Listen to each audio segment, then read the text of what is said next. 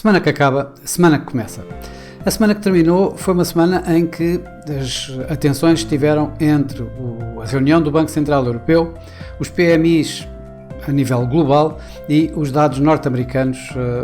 do PIB e da inflação. Isto como pano de fundo ainda a situação em Gaza, a situação no Médio Oriente, em que as tensões geopolíticas criadas aqui e os receios de que este conflito possa alargar a outros países da região, acabou por ter um forte impacto sempre no sentimento de risco dos próprios mercados acionistas. Mas de facto a semana começou praticamente com os dados dos PMIs que são de alguma forma dados avançados sobre a economia e que ditam de alguma forma para onde é que essas mesmas economias estão a dirigir-se. No caso da Europa, o cenário não foi bonito, voltámos a ter PMIs que apontam que a área do euro poderá estar mais próxima de uma recessão. Já nos Estados Unidos foi exatamente o inverso, em que assistimos tanto à atividade manufatureira como à atividade de serviços a recuperar dos últimos mínimos que tinha estado a registrar. Isto quando o Banco Central Europeu finalmente terminou, ou pelo menos interrompeu, o forte ciclo de subida de taxas de juros que já vinha de há mais de um ano e que trouxe as taxas de juros desde os menos 0,5% até aos atuais 4%, estou a falar das taxas de depósito, e ao mesmo tempo, de alguma forma, indicou que as taxas de juros poderão ficar por aqui e que, já que estes níveis restritivos levarão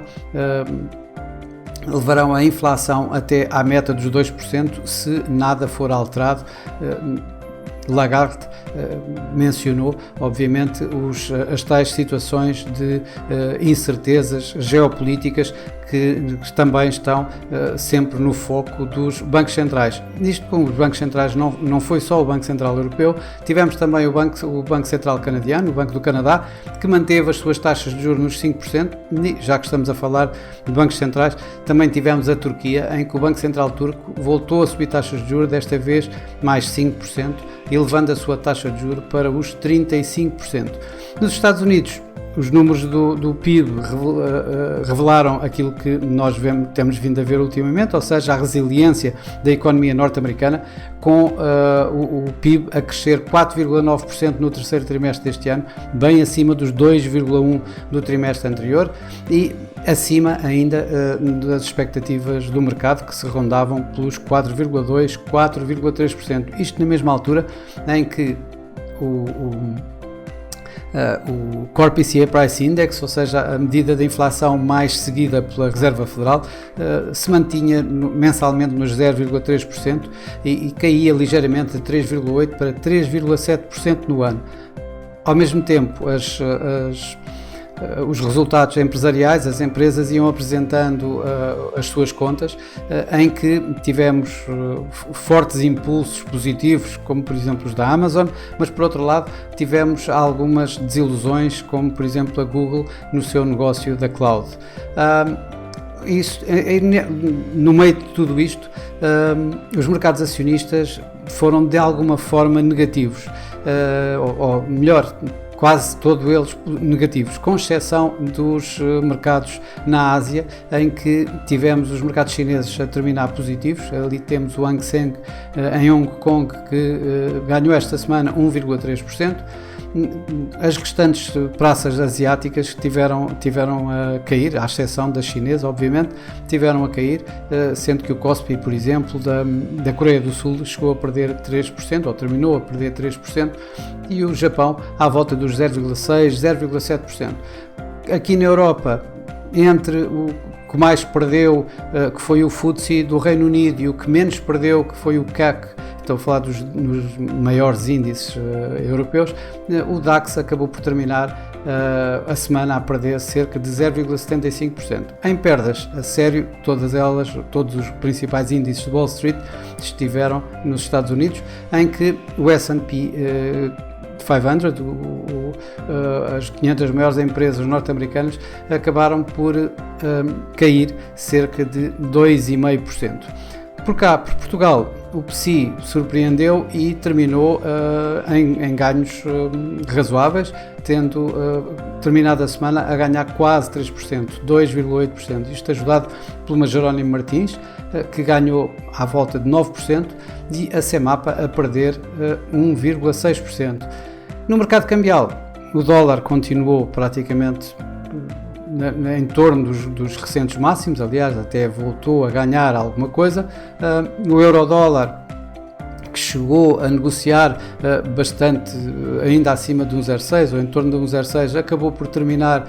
abaixo do nível de abertura, portanto tivemos mais uma semana de euro-dólar em queda,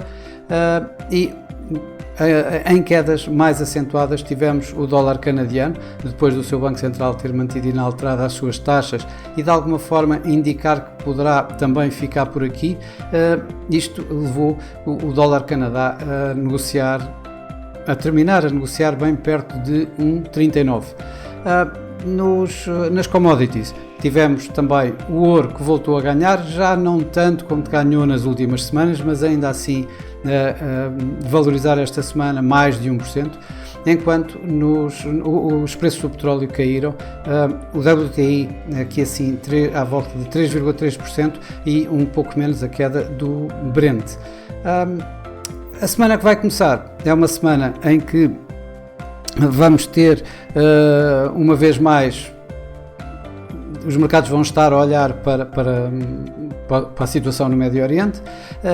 e que vamos ter mais bancos centrais, nomeadamente a Fed, que é o que vai ser mais, digamos, é o que chamará mais as atenções, e os dados económicos, tanto nos Estados Unidos como na Europa. Ora, em torno de Gaza, obviamente que já sabemos o que é que nos espera, ou seja, mais incertezas, mais informações e contra-informações, mais notícias que vão impactando o mercado de um e de outro lado, tal como aconteceu na semana passada, em que o sentimento de risco variou de dia para dia, consoante as notícias que iam saindo. Esta semana vamos ter mais bancos centrais do que na semana passada em termos da sua importância. Vamos ter, obviamente, que a Reserva Federal vai ser a grande reunião, embora seja a que se espera, digamos, em que os mercados menos esperam, ou seja, está praticamente assente que a Reserva Federal não irá alterar a sua taxa, que vai continuar a ficar entre os 125 e 5,5 na taxa dos Fed Funds, mas o mercado vai estar atento a ver se há alguma indicação do que irá eventualmente acontecer em dezembro, se vamos ter a tal subida, a última, digo eu, de 0,25 na taxa de juros, ou se por outro lado vão começar já a haver algumas dialéticas, digamos, em torno de um corte de taxa de juros mais breve do que esperado. Por outro lado, também temos o Banco de Inglaterra, em que unanimemente se espera que vá ficar inalterada a sua taxa de juros nos 5,25, e temos o Banco do Japão, que ultimamente tem sido alvo de vários rumores de alteração da sua curva de taxa de juros. Isto inclusive porque esta semana o Banco do Japão andou por várias vezes a entrar no mercado a comprar obrigações a 10 anos para controlar a tal curva de taxa de juros, e portanto há alguma expectativa se irão ou não irão fazer mais algum ajuste exatamente nesse instrumento. Isso obviamente será, digamos, iria dar alguma valorização ao iene japonês. Ainda temos outros bancos centrais, como o Banco da Noruega, o Norges-Bank, em que também é suposto manter a sua taxa inalterada, e ainda o Banco do Brasil, que deverá